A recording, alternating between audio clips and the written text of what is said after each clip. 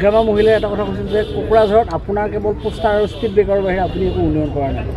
চাওক, মানুহৰ নজৰটো চবৰে বেলেগ বেলেগ থাকে, যোনে যিটো চাই সেইটোৱে দেখা পায়। মই আগতে দেখা পাইছিলোঁ ভাইলেন্স কিবা কিবি, এতিয়া তেখেতে সেই সময়ত সেইটো ভাইলেন্স দেখা নাছিল, তাত বহুত ভাল দেখা পাইছিলে। এতিয়া তেখেতে আমাৰ দিনত এডভাৰটাইজ দেখা পাইছে। এই এডভাৰটাইজবিলাক কি আছে, এতিয়া আপুনি বৈশুমুঠিৰ আমি পোষ্টাৰ লগাইছোঁ। এই পোষ্টাৰখনত বৈশুমুঠি যিটো আমাৰ ভূমিৰ আমি 13টা কি সুবিধা ৰাইজক আনি দিছোঁ। তো আজিৰ ব্যৱস্থাটোৱে হৈছে VCDCয়ে মাজত এটা ডাঙৰ বেনাৰ লগাই দিয়ক, মানুহবিলাক পঢ়ি পেলাই সেইটো কৰিব। আৰু এতিয়া মানে এক্সেছ কৰা আৰম্ভ কৰিছে, গতিকে সেইটোতো আপুনি দিবই লাগিব, কাৰণ ঘৰে ঘৰে যাইতো আপুনি ক'ব নোৱাৰে। বেলেগ বেলেগ মিডিয়া আমি ইউজ কৰিছোঁ, but at the same time পোষ্টাৰটো লগাব লাগিব, তেতিয়াহে মানুহে গম পাব আজি কিবা এটা ভাল কাম হৈছে, ডাঙৰ কাম হৈছে, ইয়াৰ পোষ্টাৰটোতো লগাবই লাগিব। এইটোতো অকল BTCত নহয়, এইটো সমগ্ৰ বিশ্বৰে এটা প্ৰক্ৰিয়া। ছাৰ, BTC ICUত থকা বুলি কৈছে বিধায়ক চৰণ বৰুৱাই এতিয়া বৰ্তমান।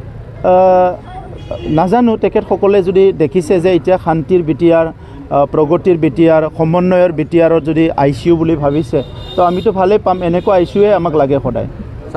ইতিমধ্যে কা ইমপ্লিমেণ্ট হ'ল কি ক'ব? চাওক, এইটো এটা বুজিব লগা এটা বিষয়। খিলঞ্জীয়া মানুহৰ অধিকাৰক লৈ কোনো কম্প্ৰমাইজ নকৰাৰ কথাও নাই।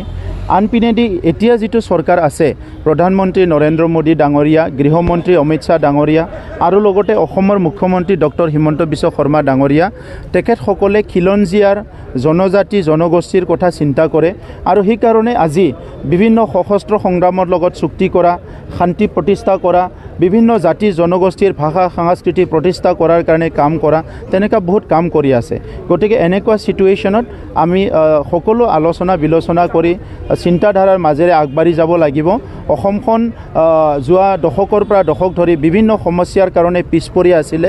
এতিয়া ইয়াৰ উন্নয়ন আৰু যিটো প্ৰগতি, সেইটো খুব ক্ষিপ্ৰতাৰে আমাৰ মুখ্যমন্ত্ৰী ডাঙৰীয়া আৰম্ভ কৰিছে। গতিকে এইটো আমি আলোচনা বিলোচনা কৰি কি এটা সমস্যা আছে, এইবিলাক সমাধান কৰাৰ বহুত ৰাস্তা আছে। কোকৰাঝাৰৰ ৰিজাল্ট কি হ'ব?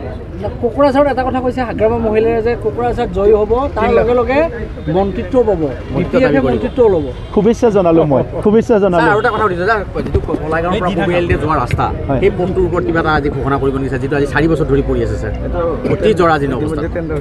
টেণ্ডাৰ হৈ গৈছে, এইটো কালভাৰটো হৈ গৈছে, ৰাস্তাটো হোৱা নাই ছাৰ। ৰাস্তাটো হ'ব। ছাৰ, BTC ৰৈ যোৱা টেটৰ শিক্ষকখিনি কি হ'ব? ৰৈ যোৱা টেট মানে কোনখিনি?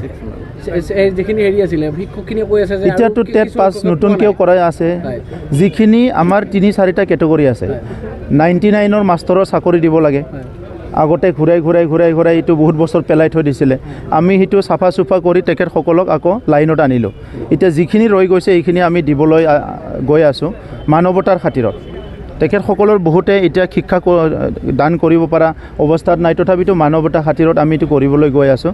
ছেকেণ্ড হ'ল 6 মান্থ টেট বুলি, যিসকলে আগৰ চৰকাৰে এইটো আনিছিলে আৰু বহুত বছৰ তেখেতসকলে টেবুলে ঘূৰিৰে বহুলৰ চেণ্ডাৰ জোতা ছিঙি গ'ল। তেখেতসকলকো আমি বহুত ৰেগুলাৰ কৰিলোঁ, অলপ বাকী আছে, এইটো ৰেগুলাৰ কৰি দিম।